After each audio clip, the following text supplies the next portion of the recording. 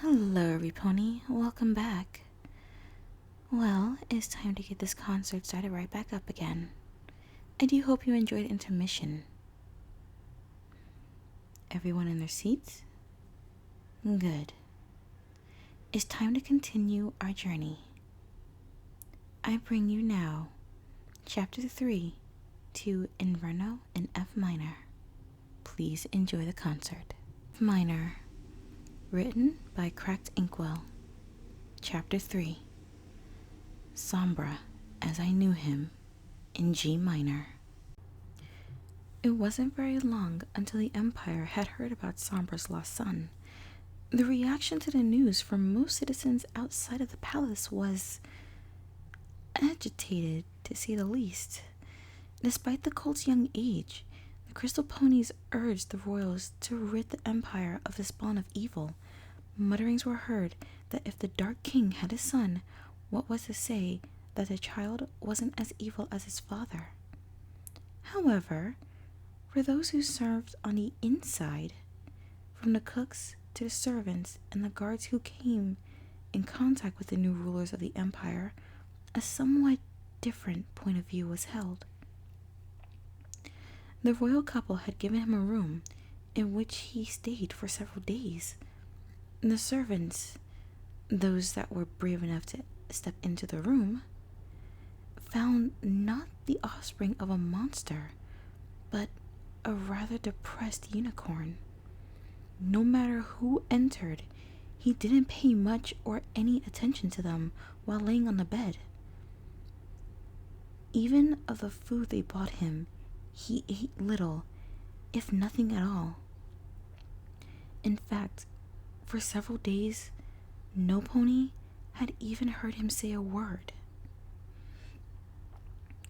Cadence reported to her Aunt Celestia about the colt, along with what they found in the hidden apartment once they had managed to reverse the spell within. When the warmth was back and the apartment adorned with some mage lights, they found that the apartment contained a rather disorganized library of the Empire's lost music. Copies of songs and tunes were found, most of which Inverno had arranged to be played on the organ. Alongside these, they also found some compositions that the cult had written. Most of these were short songs, canons, and a few anthems that were dedicated to his father. Celestia, in response, said that she and Luna would make their way to the Empire to greet the crystal ponies, as well as to see if they can get a word out of Inverno. A few days later, the immortal sisters arrived at the gate of the Empire. Of course, the citizens were there to welcome them, along with the regal couple. Soon enough, Celestia and Luna made their way into the palace to the room where Inverno was staying. Before they arrived there, however, Shining Armor was called away to another part of the palace. Inferno? The Princess of Love knocked. It's me, Cadence. I've brought a few visitors that'd like to speak to you. There was no answer from the other side of the door. We're coming in. With that, the door was opened and the three princesses stepped inside. The pale unicorn didn't look up. His eyes were turned downward towards the sheets. His hoof was tapping at certain places on the sheets, as if he was imagining playing an invisible keyboard. What do you want? Inverno asked quietly, yet still sounding annoyed. Hello there, my little pony, Celestia said. Inverno craned his neck upward at the one who spoke. Whoa, you're really tall. Inverno stated. Are you one of those giants? Cadence and Luna tried their best to hold back their snickering. No, Celestia answered. I'm not tall. It's just that I'm older. Really? Inferno raised an eyebrow. The older you get, that the taller you be? For me, yes. So, how old are you? Celestia's eyes widened. I'd rather not say. But what about you? How old are you, dear? Oh, me? I'm 13. Ah, Celestia nodded. Well then, Inverno, if you don't mind too much, can we ask you a few questions? I guess. But who are you two? I'm Princess Celestia. And I am Princess Luna. And the Princess of the Night interjected. Inverno's eyes widened and the colt crawled backwards on the bed in fear. Inverno? Cadence asked in concern. Keep them away from me! The young unicorn screamed. Luna and Celestia blinked. They looked at each other before turning back to the terrified colt. Inferno, it's all right. Cadence stepped forward, trying to calm him. No pony is going to hurt you. But they will! Inverno said, hiding behind the pink alicorn. Don't go near them! He warned. Celestia will roast your flesh and Luna will freeze your bones! And the royal sisters were taken completely aback.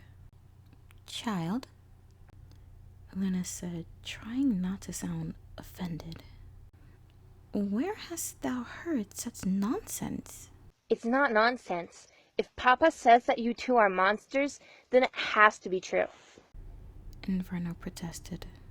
Papa. Of course Sombra would tell him something like this. Inverno, Luna told him. Look at us. Do we really look like the kind of mares that would commit such acts that thou hast mentioned? The pale unicorn paused. He looked at them both. He'd remembered about the ghost stories about the barbaric princesses of the south. His father had spoken about their cruelties, about the heartless acts that these two had done together. Yet, Inverno saw that their faces, and even their eyes, showed nothing but compassion. I don't know. Inverno answered honestly.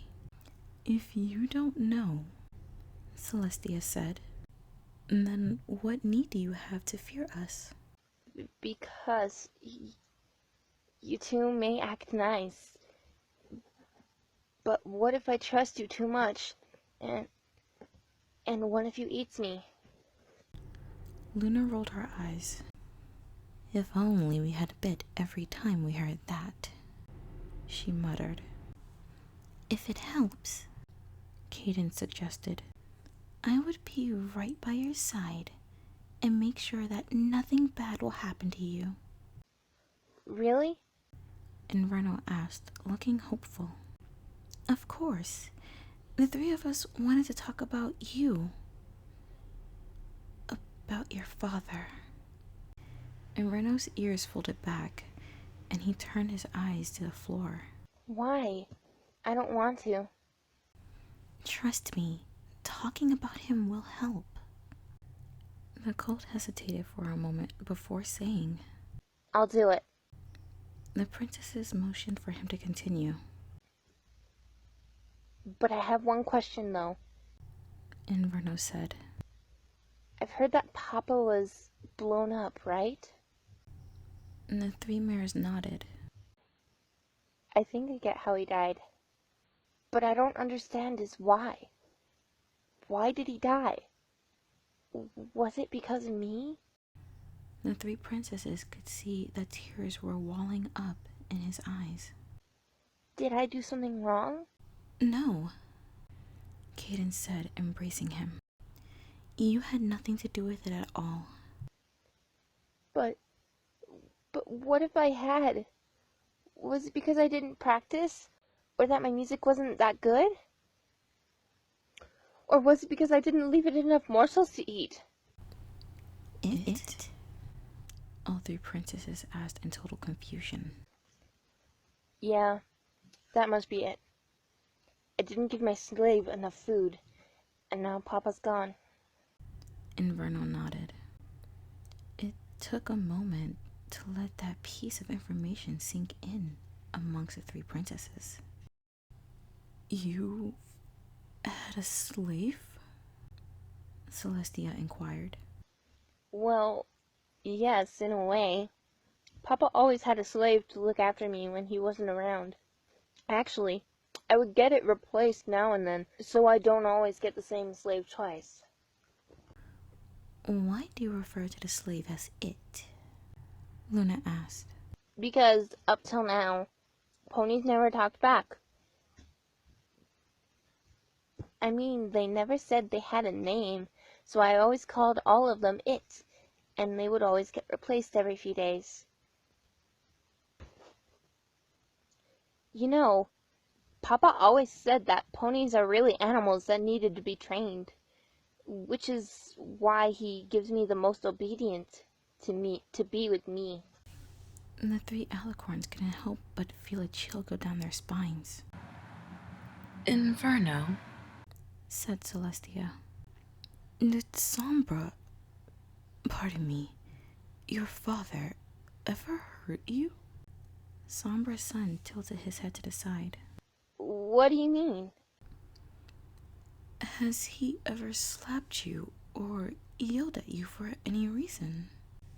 Inverno shook his head. Not to me.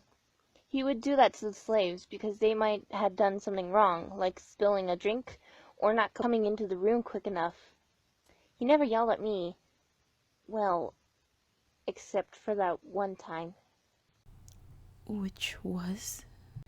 The unicorn sighed. Papa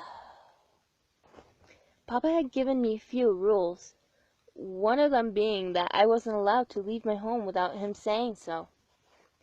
But he never did.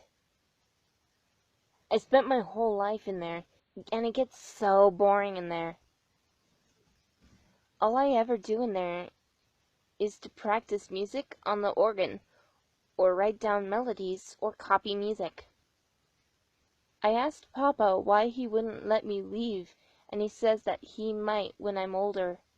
That outside my home is too dangerous and scary for me. Well, one day, Papa had left the door opened, so I got out finding this huge, very bright long room, and it had paintings that actually moved. I was about to peek over the painting when Papa saw me and he yelled at me. Sure, I've heard him yell at the slave all the time, but at me. Inverno took a deep, uneasy breath before saying, He didn't come to my home for 2 days. I thought that he was doing the same thing again because he was mad at me, only to find out that he was dead. Inverno's tears fell from his face like a fountain. Was I so wicked that Papa had to die? He asked aloud. All three of the princesses hugged the unicorn out of sympathy. It's all right, Celestia cooed. I promise everything will be all right in the end. And that was Chapter 3 to Inferno in F minor, written by Cracked Inkwell. Well, Levy Pony, I do hope you enjoyed this little chapter of the concert. I must say, I had to stifle a couple of laughters myself. Inverno's reaction to Celestia's height, him asking Celestia her age. I really couldn't help myself but laugh before continuing the recording. His reaction that startled me the most was when Celestia and Luna revealed themselves. Though, honestly, I don't think anyone would put it past Sombra to make up some crazy ghost stories about Celestia and Luna, just to have his son afraid of them. And the Empire's reaction to the knowledge of King Sombra's child, I have to admit, I wasn't automatically expecting approval of him, though to outright want him thrown out? That was a bit of a shock to me, though I can't blame them, but they also can't blame Inferno for his father's actions. Maybe if the crystal ponies get to know him, aside from the staff inside the castle, then they'll see he's not as bad as his father. In fact, from what we've seen so far, Inverno is absolutely nothing like Sombra.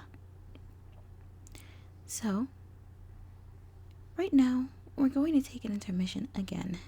Yes, I know, we're going to have so many. But, hey, after reading a good chapter like that, why wouldn't you want to stretch your legs a bit? Or you can stay in your seats and patiently wait for more. I don't mind. Every pony, I look forward to continuing this concert with you. So, relax, take your time, and we await your return.